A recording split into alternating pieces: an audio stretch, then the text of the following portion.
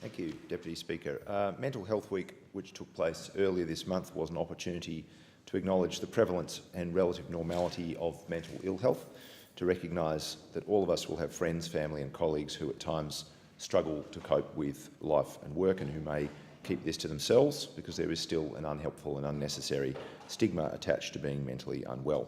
That's one of the reasons Mental Health Week is important, as a reminder to focus on education, awareness and advocacy, and a reminder to look after ourselves and one another, to be informed about the treatment and support options that are available. During that week, I was glad to visit two organisations in my electorate that are working to prevent and address mental ill health.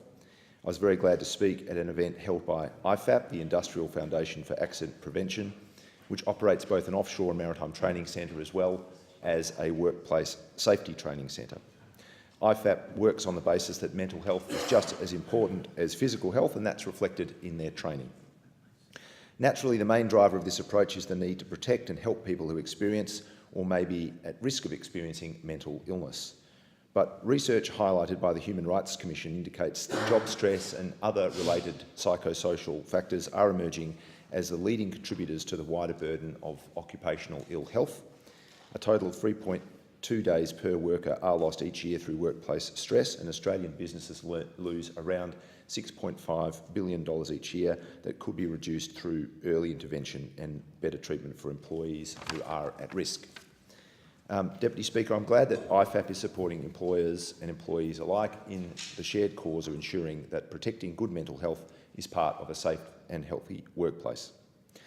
Also in the course of Mental Health Week, I attended Headspace in Fremantle, and I want to acknowledge Annabeth Bateman and her colleagues for the work that she and all people associated with the Headspace crew are doing to make their centre connected to our community. Headspace centres, as members will know, form a network across Australia that give young Australians somewhere to turn when they experience distress, panic attacks or unshakable sadness. All those who took part in Headspace events around the country were encouraged to identify one of the things that help them feel better at times of anxiety or depression. I know for myself it's swimming in the ocean, for others it's music or going for a walk or talking with friends. Mike Anderson, a young man I've known for a number of years as a local Labor activist, spoke about his experience with poor mental health through high school, highlighting the refuge, advice and affirmation that Headspace provided. He's now part of their youth reference group. Deputy Speaker, we have to go further in Australia to address and destigmatise mental illness. I'm grateful that a training organisation like IFAP is seeking to better equip workers and workplaces to be more resilient and responsive, and that Headspace is continuing to help young people navigate what can be dark and lonely waters.